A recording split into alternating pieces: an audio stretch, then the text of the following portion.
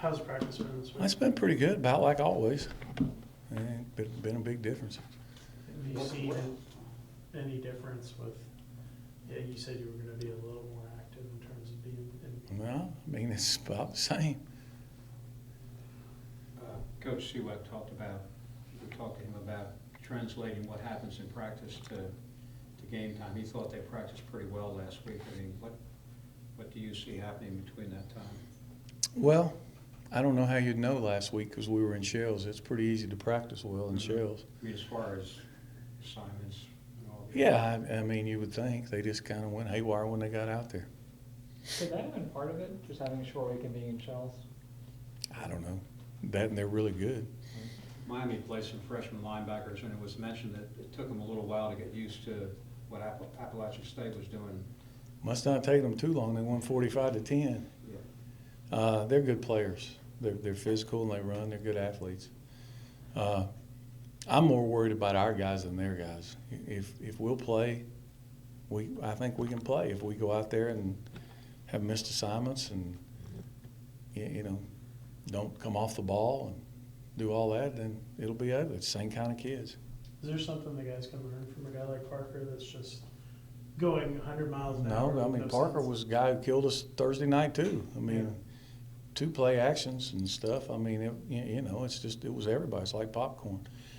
You got to play with some poise. You can't go out there and play like your hair's on fire. It's not.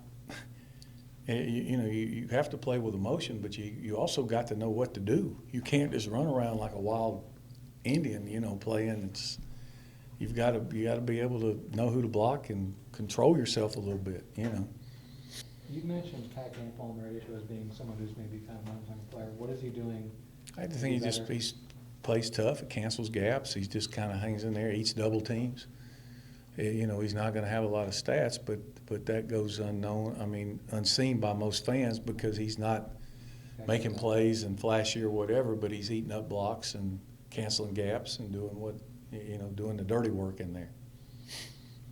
Overall, defensively, do you feel like you're better than you were a year ago at this point? I don't know. We'll see. I don't know that we've played the same people we played a year ago at this point. We'll get a better test on Saturday again.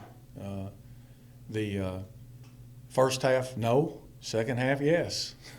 So hopefully we can put it together.